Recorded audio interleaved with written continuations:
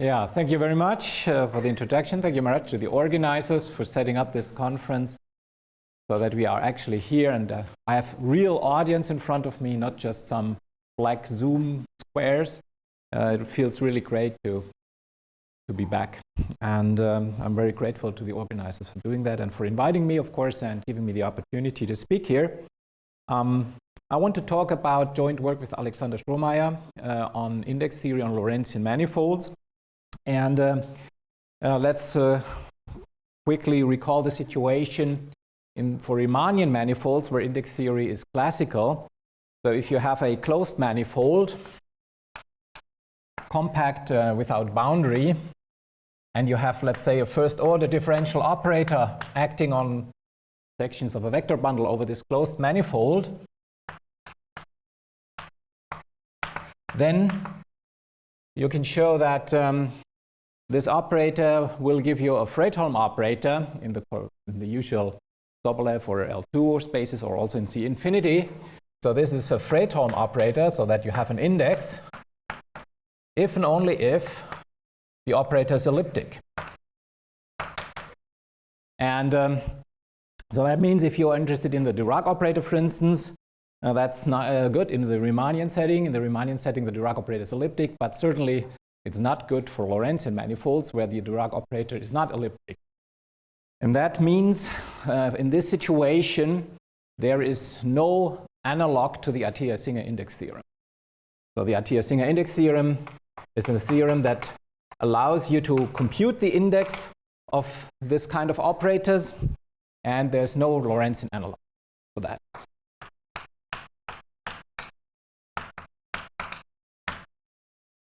So does it mean that I have to stop my talk right here? No, it does not, because you can also look at the situation where you have a boundary. And if you have a compact manifold with boundary, so again, with boundary, then if you have an elliptic operator, like a Dirac operator on a Riemannian manifold with boundary, you can also write down an index theorem. So that requires boundary conditions, of course. And this is known as the Atiyah-Patodi-Singer index theorem.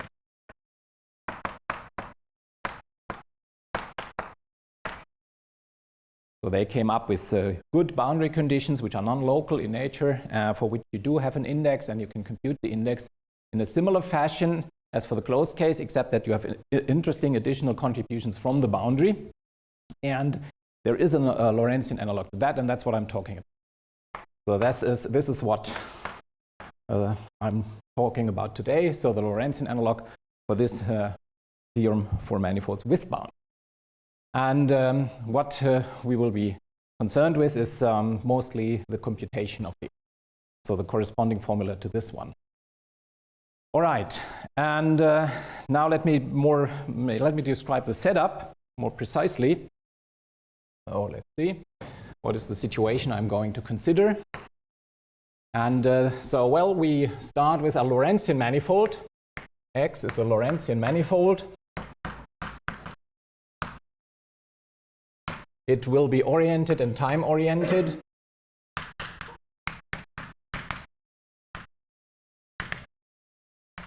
It will be compact with boundary.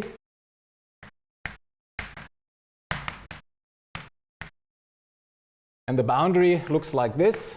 So it consists of two parts, sigma minus and sigma plus. And these two parts of the boundary are both Cauchy hypersurfaces. A Cauchy hypersurface means Cauchy hypersurfaces. A Cauchy hypersurface is, in fact, it's a space-like and smooth Cauchy hypersurface. A Cauchy hypersurface is a hypersurface which has the property that each inextensible time-like curve meets the surface exactly once. That's a causality condition to have such Cauchy hypersurfaces, and if you do have Cauchy hypersurfaces, you call the manifold globally hyperbolic. So Alex mentioned this in his previous talk. So the picture, you should think of this like this. So that's our manifold, X, and so time goes upwards. And we have these two boundary components, sigma minus and sigma plus. And this is how the manifold looks. And in fact, topologically, it's a product. So topologically, sigma minus and sigma plus, they are diffeomorphic. And topologically, the whole thing is diffeomorphic to sigma times an interval. But the metric is not a product form. So that's the situation. That's the manifold. And now we have a vector bundle on that manifold. Let me call this vector bundle S.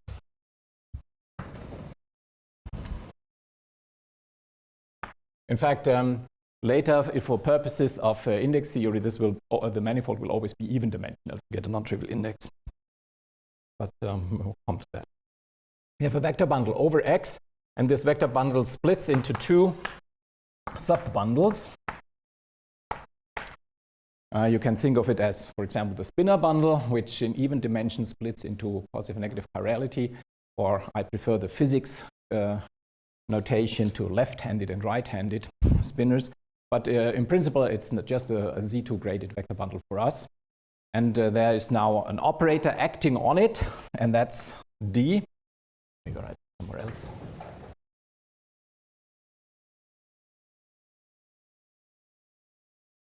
So we have an operator, and that's a Dirac-type operator. Oh, it's not finishing. Okay, anyway.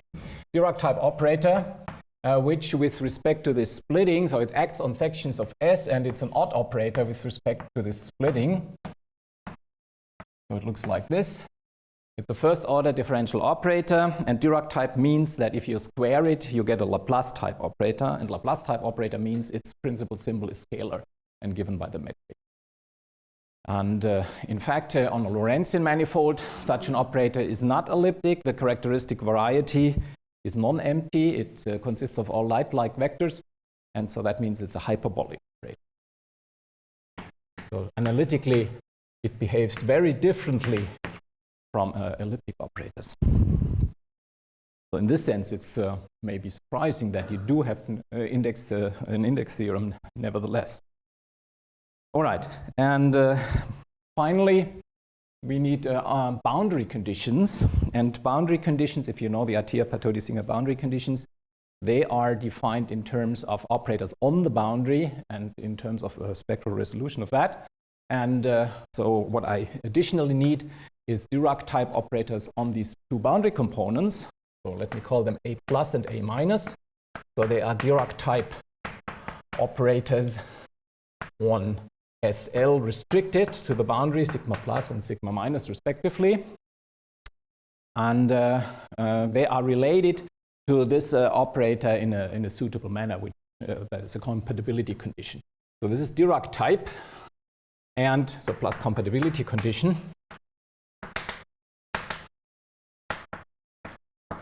And now this Cauchy hypersurfaces are space-like hypersurfaces, so they are Riemannian manifolds. So that means these Dirac-type operators are elliptic operators. These are elliptic. However, I do not want to assume that they are self-adjoint. So they may be non-self-adjoint. And the reason why I do not want to assume this is that for natural geometric bundles on Lorentzian manifolds, all the naturally induced metrics are indefinite. I mean, the Lorentzian metric on the tangent bundle in the first place is indefinite, so the induced metric on the spinor bundle is indefinite, etc. And typically the natural operators are symmetric with respect to these indefinite metrics, but not with respect to a definite metric. And so we cannot apply the functional calculus of self-adjoint operators, so which is why I'm not making any self-adjointness condition here. So this imposes some extra problem. Anyway, so that is the situation. And in this situation, we have to first make sense of the Atiyah-Patodi-Singer boundary conditions if this is not self-adjoint. So let me first discuss these elliptic operators on the boundary a bit more. So first part, APS boundary conditions.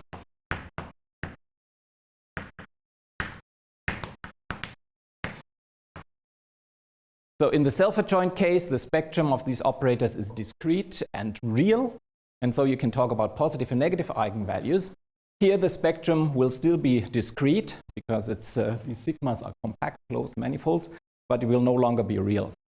And so we have to decide which eigenvalues are going to be considered positive and which are going to be considered negative.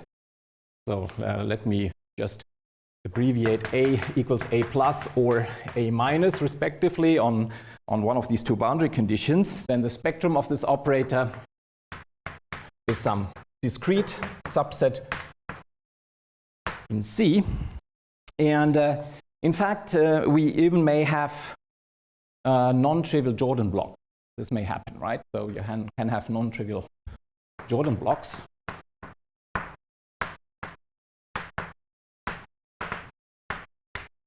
In the spectral resolution of this operator.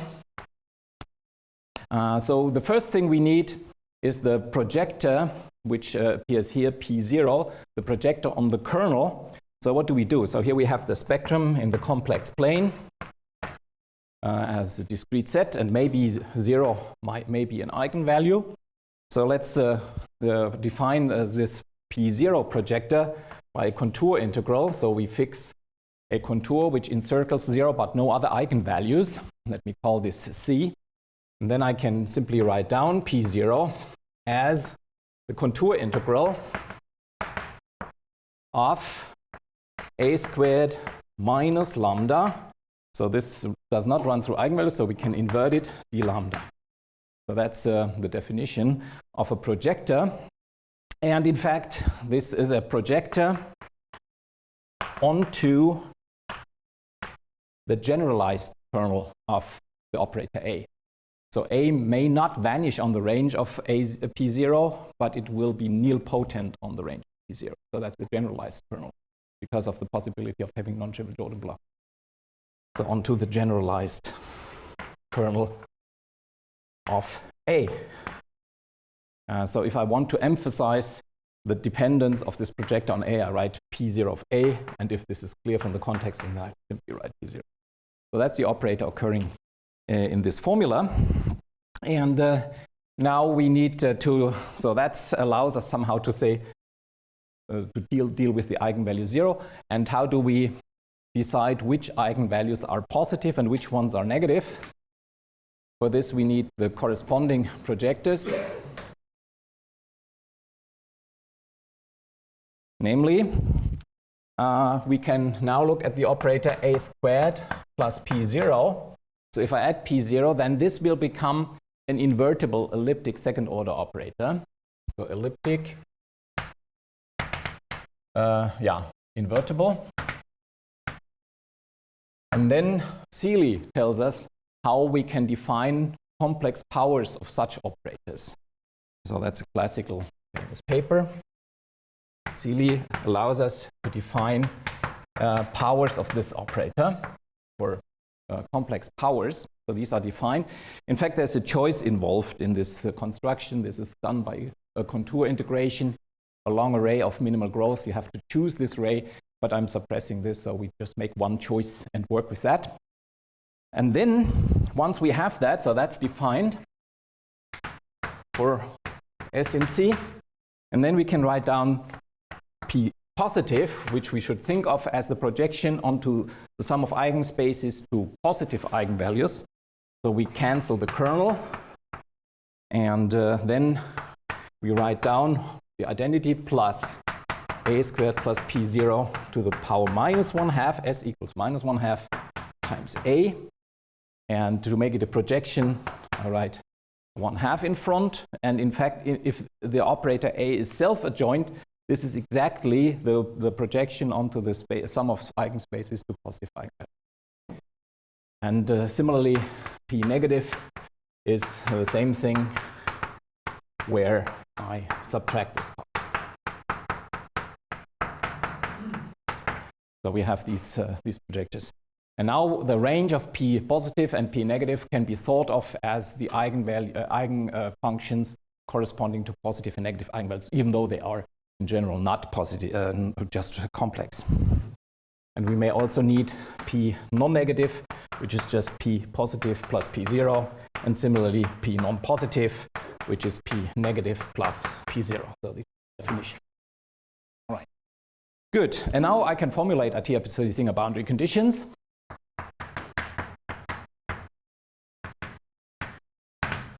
Namely, I want to look at all sections U such that when I restrict to sigma negative and then I apply P non-negative of A negative to it, then I get 0. So only the negative eigenvalues survive. And on the other end of the manifold, we do the same thing with the opposite projector. And I cancel those. The fact that you have these two opposite projections onto the two different ends of the manifolds are related to the fact that you have two opposite orientations induced by the orientation of X. So these are the Atiyah-Singer boundary conditions. You told us how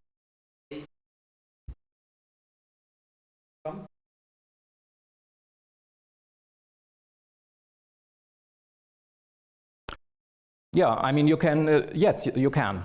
So it's basically, you have this, these are finite dimensional spaces, and you have these Jordan block decompositions. So, yeah. It is. Yes, it's exactly. You have a decomposition of generalized eigenspaces. Yeah, the ray. So the ray distinguishes somehow, so it makes the choice where to put the different generalized eigenspaces. Yeah. Exactly. All right. And so at least I can formulate the APS boundary conditions in this case. So this may even be interesting in the Riemannian case, right? When you happen to work with operators such that the boundary operators are non-self-adjoint. Nevertheless, let's focus on the Lorentzian case and first talk about Fredholmness so that we can really talk about an index.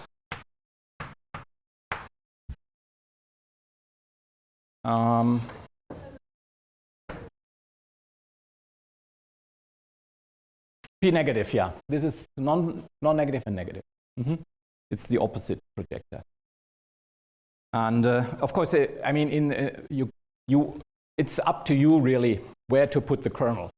That's also true in the Riemannian case. So this is just a convention where you put the kernel, and I stick to the usual Riemannian convention here.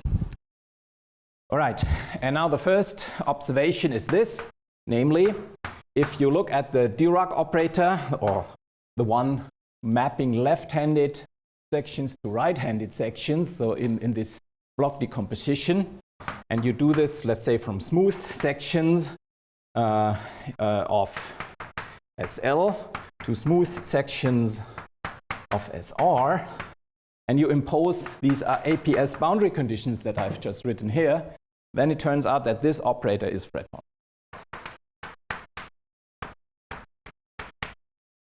So this is true in C infinity.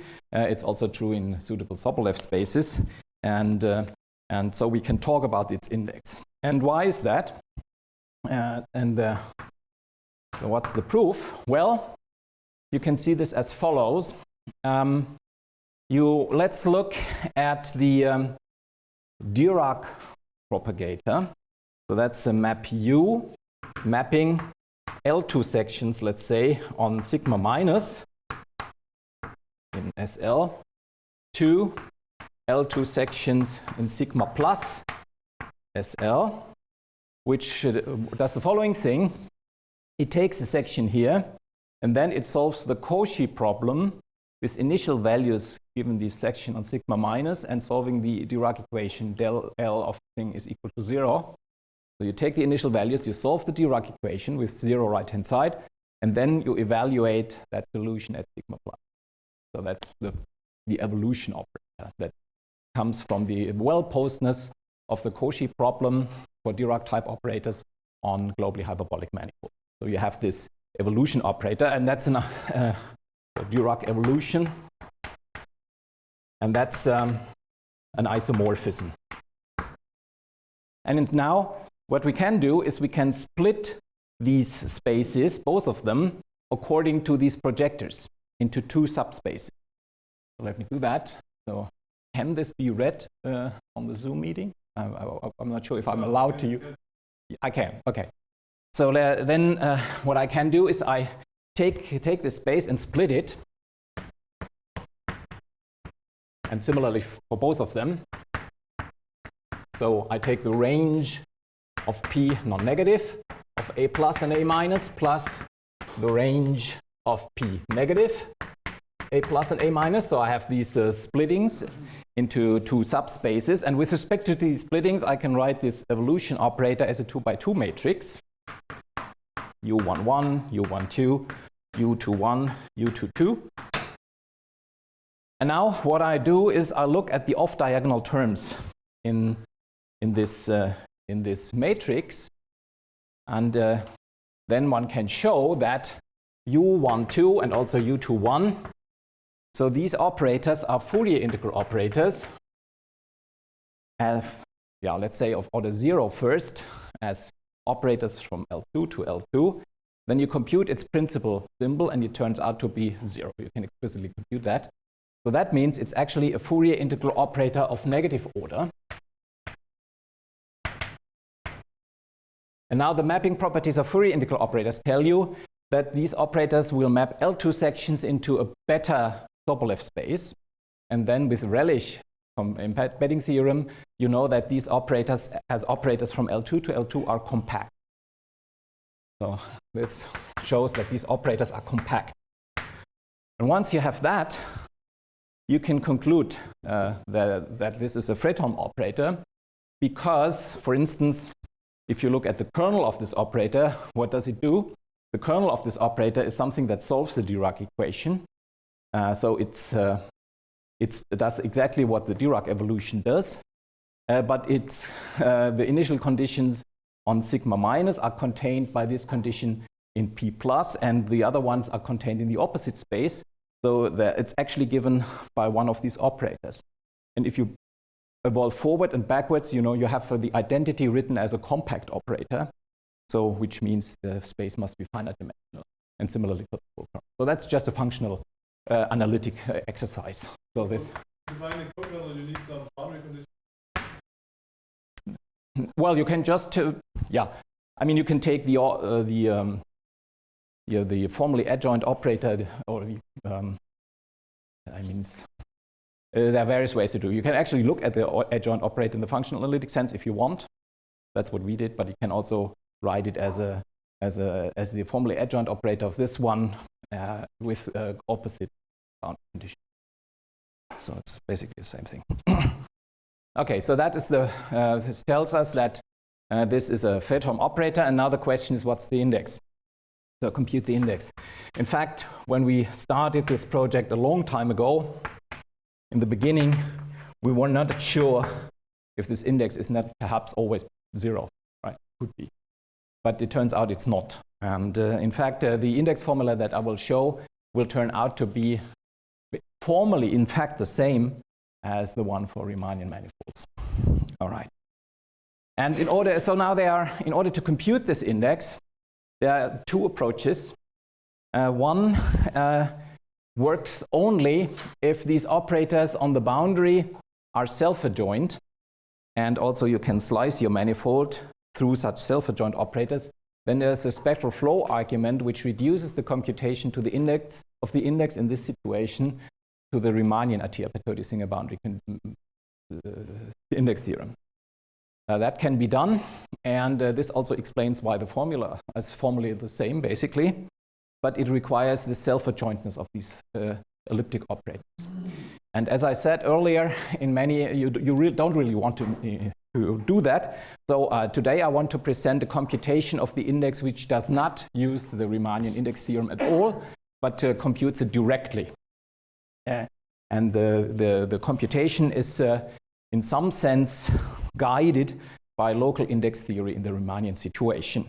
And so what do you do in the Riemannian situation? You look at the heat operator, analyze the heat operator, you look at its short time asymptotics, and then it turns out that the coefficients appearing in the short time asymptotics somehow encode the index after some magic cancellation. Basically, that's what you do in the Riemannian situation. And I want to do a similar thing here. However, there is no reasonable heat operator here around. So I have to replace the heat operator by something different, which is adapted to the Lorentzian situation. And that is, are these Feynman propagators that Alex was so nice to introduce in his talk. So we need to study Feynman propagators for the square of the Dirac operator. So that's what we have to do. And let me start with analyzing Feynman propagators and derive a so-called Hadamard expansion for them, which somehow replaces the short-time expansion for the heat operator. Okay.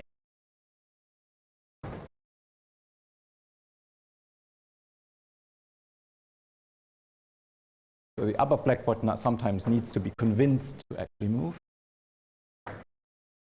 Or they cannot both move at the same time. That's one. Okay, so let's analyze these Feynman propagators. So remember from the previous talk, Feynman propagators are fundamental solutions to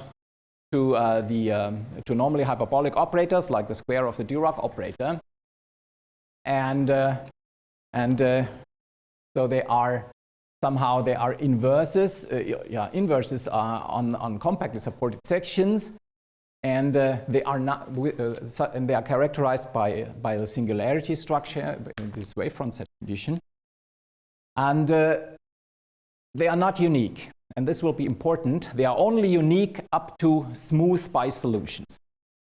And in the product case, Alex has written down an explicit formula for one Feynman propagator here, and I would like to call this the preferred Feynman propagator in the product case.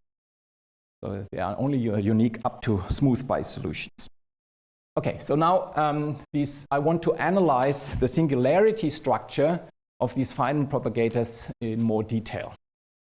And okay, so let's do that. And for that, I need to first introduce the building blocks of this expansion, of this Hadamard expansion. They are called the Hadamard distributions, and tell you how the expansion looks like. And this expansion indeed describes exactly how the singularity structure of these Feynman propagators look like. All right. So, structure of Feynman propagators.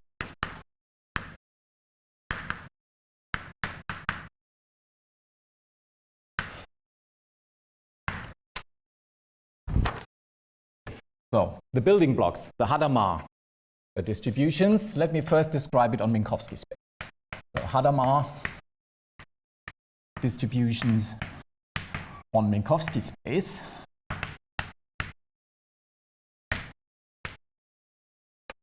Okay, so this is as follows. So, Minkowski space I think of as Rn, and I want to look at the square of the the Minkowski metric.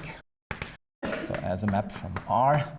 So actually it's gamma of x is the negative in my convention of the square of the Minkowski metric, because I use a negative sign for the Minkowski metric for the time direction and positive for the space direction. So this looks like plus x1 squared minus x2 squared and so on, minus xn squared. So that's this function gamma.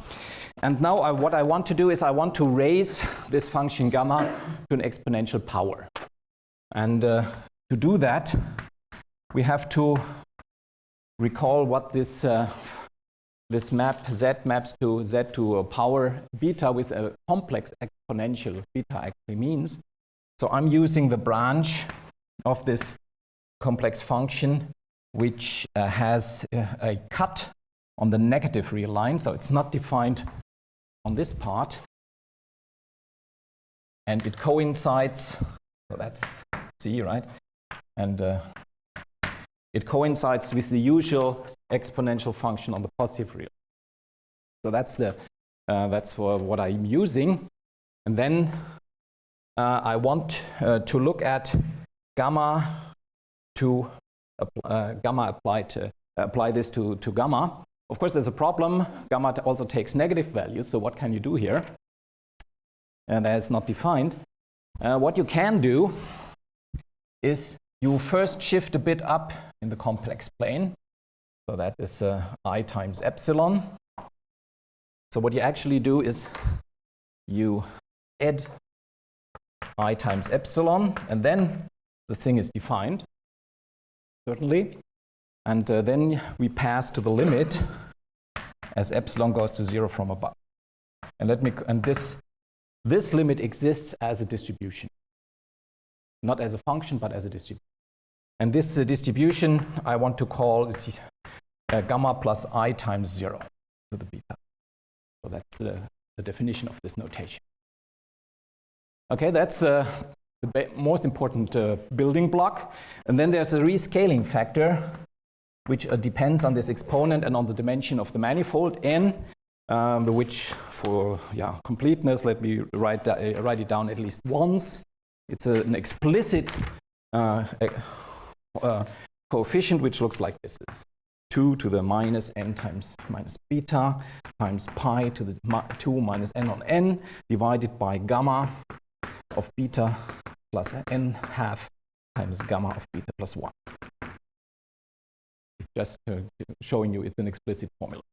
And now the Hadamard distribution f beta is defined to be this scaling coefficient times this power of gamma.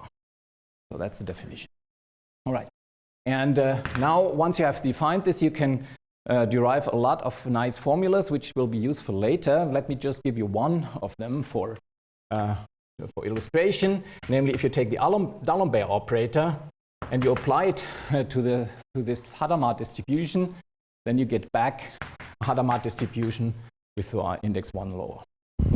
And that's one of the formulas you want to have, and that's why you scale with this factor to make this work.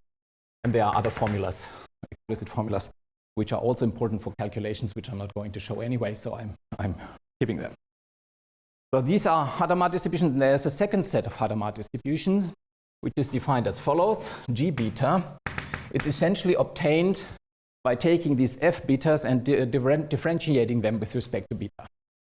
So that we take dd beta of f beta. So that's a holomorphic in beta, in the sense if you insert a fixed test function, then you get a holomorphic function in beta, so you can differentiate.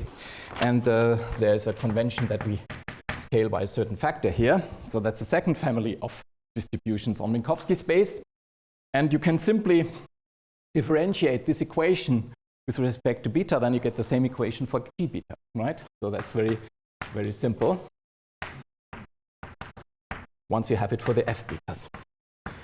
And similarly for lots of other formulas. Now, if you think about what this does, I mean, if you differentiate with respect to beta, of course, you have a differential term coming from this scaling coefficient, but you also have a differential term coming from this exponentiation, and this will introduce a logarithmic factor. So the f betas do not contain logarithmic factors, but the g beta do. Right, so let's keep that in mind. All right, so this is the Hadamard distributions on Minkowski space, and they are good in the sense that in the even dimensional case, if n is even, actually the correct g beta already gives you a Feynman propagator.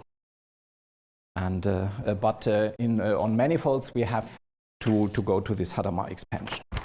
But now, in order to talk about things on manifolds, let me first carry over to use these distributions to get distributions on the total space of the tangent bundle as follows. Namely, we look at the frame bundle of our manifold. So that's the orthonormal frames with respect to the Lorentzian metric. So there's an ON minus 1,1 frame bundle. So let's look at that. I could also use oriented ones if I wanted. And let's fix an ON minus 1,1 invariant distribution on Rn, on Minkowski space. For instance, f beta or g beta, right? So these are the prime examples.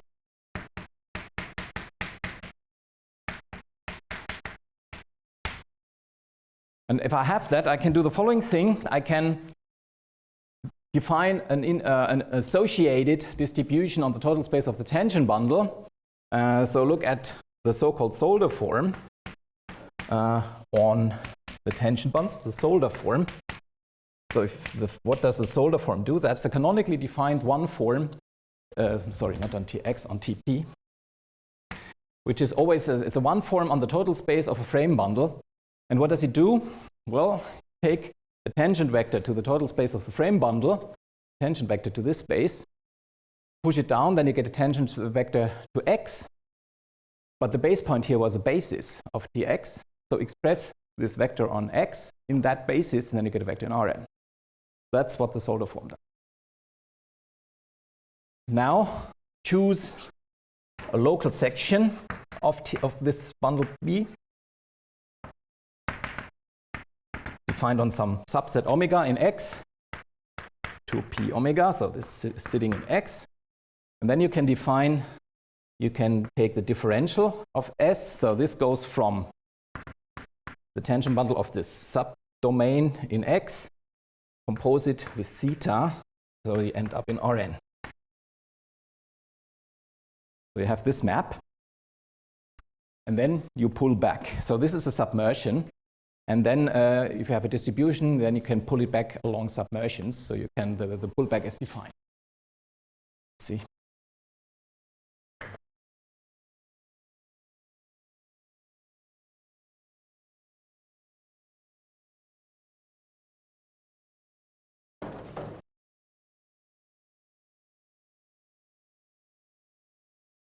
And if I pull the distribution Q back along this submersion, then I get a form which is defined on the tangent bundle of omega, so on this part of the tangent bundle of X. Okay.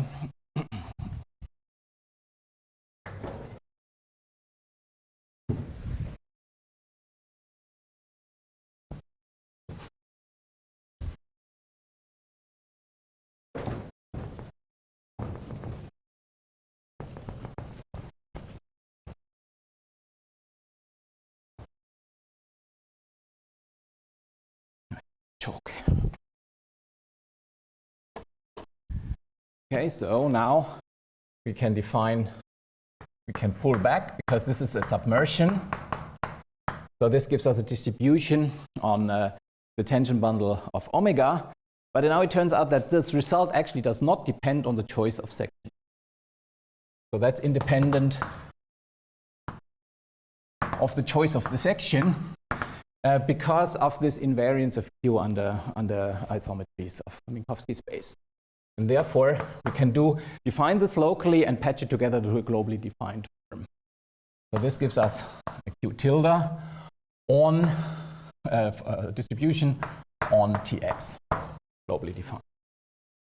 Okay, so this is a way to take an invariant distribution on Minkowski space and put it on the total space of the tangent bundle. And now finally, we want to get to a distribution on the manifold itself, or on X cross X. And for that, I just look at the exponential map. So we have, let's say, a set U prime in the tangent bundle. So that's a neighborhood of the zero section.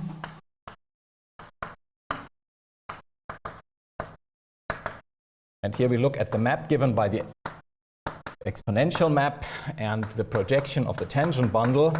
Then this gives us a map onto a neighborhood of the diagonal in X cross X. So that's a neighborhood of the diagonal. And this is a diffeomorphism, if you choose U prime and U's properly. And so what we can do is we can simply push forward this distribution on Tx along this diffeomorphism, at least once we restrict it to these neighborhoods.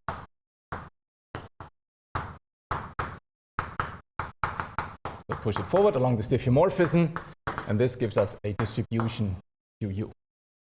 And we can do this with F beta and G beta, so we get distributions which are defined on the neighborhood of the diagonal on X cross X in a very natural manner. All right, so these are the building blocks of the Hadamard expansion. And now let me give the statement.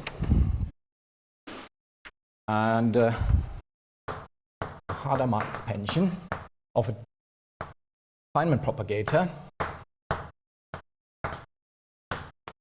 Good, so it's theorem. Let G be a Feynman propagator of some normally hyperbolic operator. So formally like a Laplace operator on a Riemannian manifold, second order operator. And then we can split this Feynman propagator into a local part and a regular part. The local part is the singular part, of course, but it can be described explicitly in local terms, and this gives us a description of the singularity structure of this Feynman propagator. And it looks like follows. So where the regular part, if I look at its Schwarz kernel, so let me denote the Schwarz kernel of an operator by brackets, so that's the Schwarz kernel of Dirac. And this is C2 on a neighborhood of the diagonal. Let's say on this neighborhood U. So it's C2 near the diagonal. That's what I mean by regular. You could also have C20 or whatever. You would just have to go further in this expansion. And so the interesting thing is the structure of the local part. And the local part, so this near the diagonal, this looks like this. It depends on whether you are in even or odd dimensions. So in odd dimensions, you take these Hadamard distributions. Let me see, 1 plus k minus n on 2, and with certain coefficients in front. So this is for n odd, k going from 0 to, what is it, n plus 1 on 2. And in the even dimensional case, you have the same thing with this other family of operators of Hadamard distributions for k equals 0 to n plus 2 on 2. So this is for n even. That's the case we are actually interested in. So in the odd dimensional case, this Hadamard expansion does not have logarithmic terms. In the even dimensional case, it does. So that's something you find in the literature, in the physics literature for a long time. So that's what we have. And what are these Vk, these coefficients Vk that pop up? And in this expansion, well, here, so these are uniquely defined smooth coefficient functions.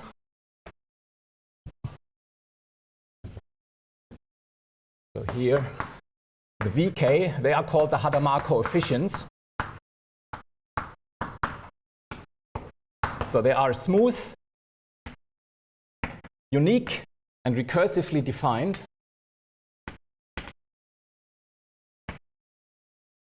So you have to solve certain transport equations recursively to get to these operators. So in principle, they can be computed.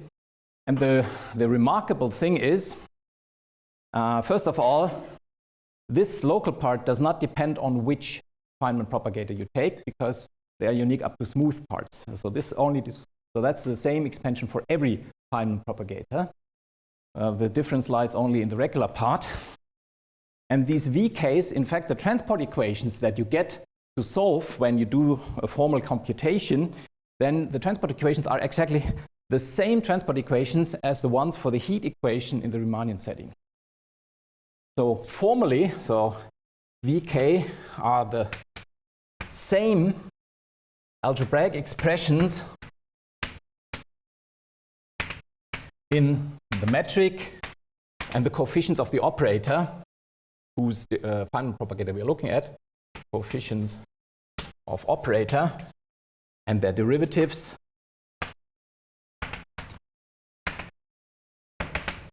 as for heat expansion.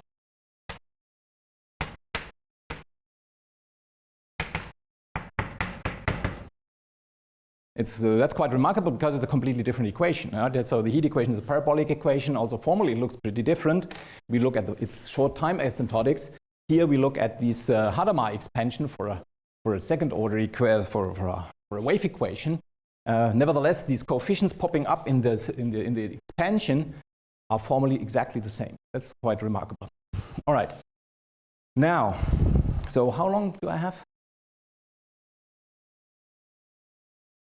I don't remember when we started. 5 minutes. Okay, then I have to speed up. All right. I have to be brief. So that's the description of the singularity structure of the Feynman propagators, and now I have to tell you how this relates to the index. So let's see.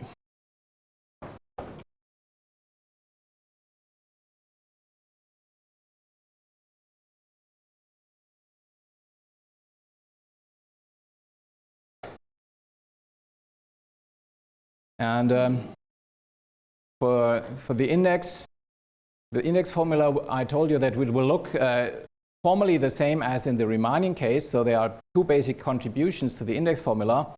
One is an integral over the manifold of a certainly locally defined index density, and the other contribution is the eta invariant of the boundary. And it will turn out that the index density in the interior comes from the local part of the Feynman propagator, and the eta invariant comes from the regular part of the Feynman propagator. So let me try to explain this very quickly in the remaining time.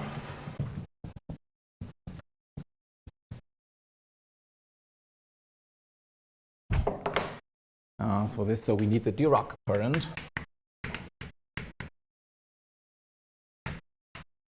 Suppose we are in this situation that our manifold has a product structure at least in some part of it. So here we have product structure around some Cauchy hypersurface sigma, meaning the metric is a product metric, and the Dirac operator D is also given essentially by the Dirac operator A plus time derivative. So that's what I mean by product structure here. And so then we can write down, so then we have two operators, namely dl dr and dr dl, two normally hyperbolic operators. And let's look at the corresponding Feynman propagators. So that will be gr, that will be gl. These are the corresponding Feynman propagators for these operators. And they are such that they are the distinguished Feynman propagator in this area, which is given by this formula that Alex gave you. And then you can uniquely extend it to the whole spacetime. So this way we have, so this is a particular choice of Feynman propagators coming from this Cauchy hypersurface. And we have the corresponding Hadamard coefficients, VRK and VLK. Okay, so we have that. And then the Dirac current corresponding to this Cauchy hypersurface sigma is a one form on the total space of your manifold.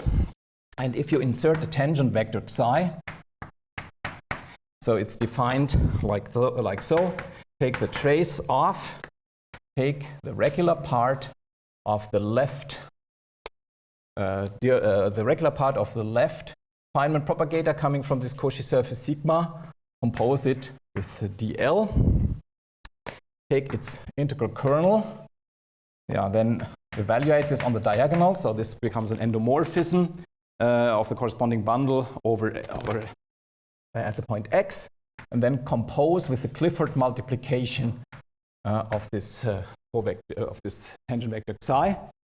So this maps left-handed to left-handed, then this maps it to right-handed, and this maps it back to left-handed. So that's an endomorphism. We can take its trace. And this gives us a number, and that's the one form, and that's called the Dirac current, corresponding to this Cauchy hypersurface sigma. And the proposition is now, and I cannot give you much detail about it, you can compute the codifferential of this form. So this is C2, so it's C2 one form, so this is still a C1 function on your manifold, and it can be written as a certain universal constant, only depending on the dimension, times the trace of the Hadamard coefficient for the right propagator minus the trace of the Hadamard coefficient for the left propagator. And that's just an explicit constant, scaling constant. So this is what one gets. And I cannot show you the computation, but what you do is you differentiate it, so that gives you an additional differential. When you do this co-differentiation, you get an additional differentiation here, which can be expressed in terms of the Dirac operator. And then you can use the fact that your propagator solves this equation. It's an inverse, basically. So this will allow you to replace the regular part by the local part. And then you insert the expansion for the local part. And you cancel lots of things, and this is what remains. Okay? So that's how that works. And finally, so this is what gives rise to the index density. So we have the regular part in here, but actually it's computed in terms of the local part. And then the eta invariant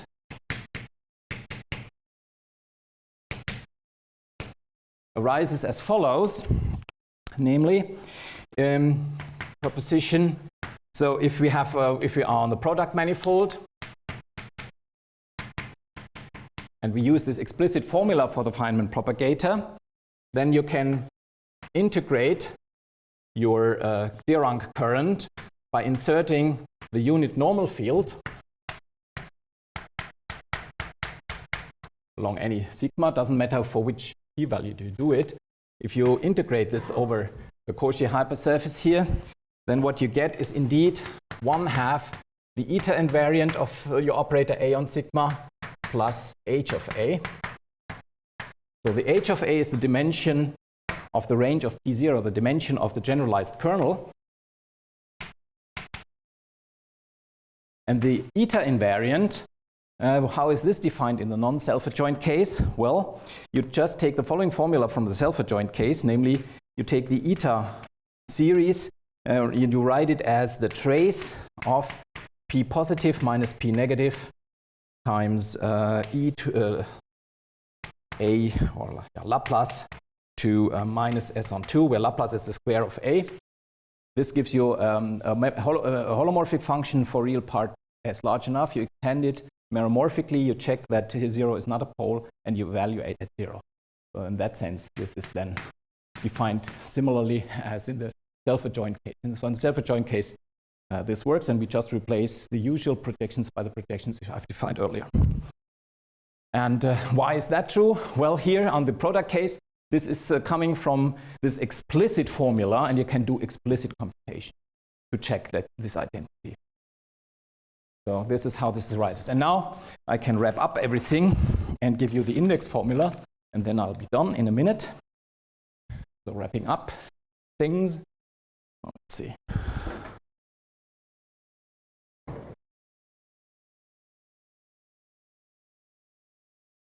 This board is not multitasking capable, so you can always move only one board.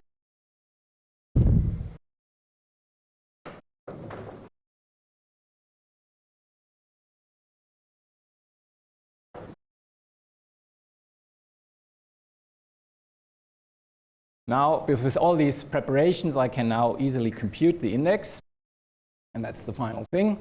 So how does this work?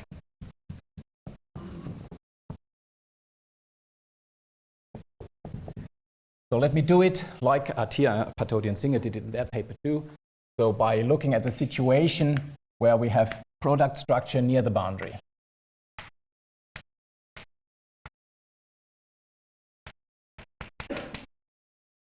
In fact, this can be dropped. Then you get an additional local contribution, but that's standard. I'm not going to do that. So we have sigma minus here, sigma plus here. And now we have two preferred Feynman propagators. We can start with a preferred Feynman propagator coming from this area with this formula and extend it over the whole manifold. And we can do the same thing coming from here and extend downwards. Then we have two different Feynman propagators, and they will not be the same. And that's the origin of the index, actually. So if you look at the difference of the corresponding Dirac currents, then of course now this is co-closed because they give the co-differentials give the same result for both of them. This is just determined by the local part. And so that means if you integrate this over Cauchy hypersurface, then the result will not depend on the choice of the Cauchy surface by Gauss's divergence theorem. So that's independent of the choice of sigma. And in fact, this quantity turns out to be exactly the index that we are after of the Dirac operator with APS boundary condition. You can see this by interpreting the integrals of these parts as traces of projectors, and then to the IPS conditions on the right part of the boundary. And then you see that the difference of these projectors is a trace class operator, so they form a Fredholm pair, and the index of this Fredholm pair can be identified with the index of this one by a functional analytic exercise. So that's what you get. And now let's see what we do. We can make any choice here. So let me choose, let's say, sigma plus here. And if I now integrate this, then I have the integration of the first part. That's good. Minus integration of the second thing. But this doesn't quite fit, right? I mean, here it fits. And by this proposition, where is it? On the upper board, what I get is just this eta invariant term. So this gives me 1/2 eta of A plus h of A plus by this proposition. But this one doesn't fit because I have j sigma minus, but here I integrate over sigma plus and not over sigma minus, so I have to correct for that. And if I can do this with the Gauss divergence theorem. So I rewrite this as integral over sigma minus over of g sigma minus and sigma minus, and then as a correction term coming from integration of its codifferential. Now this guy gives me the corresponding eta term of the other boundary part, and this guy, by the proposition on the left part of the upper board, gives me this index density, right? So here I get this index density for this kind. Cn trace of V L n half minus trace of V R n half. So this is, and here we get the eta invariant. So this gives me the same kind of formula as in the Riemannian case, eta invariant on the boundary, and this locally defined index density in the interior. And as I said, if you have a Dirac operator on spinors, for example, the usual Dirac operator on spinors, then we know what we get from here, because the Hadamard expansion, these coefficients are formally the same expressions in the metric and as in the Riemannian case. So, and in the Riemannian case, we know that magic cancellation happens, and we get the A hat class here as an integrand. And so in the Lorentzian case, we get the same thing because it's formally the same expression. So if this A, if D is the usual spinorial Dirac, for instance, then this actually identifies to the A hat form on with respect to the Levi-Civita connection. And that's it. Thank you very much.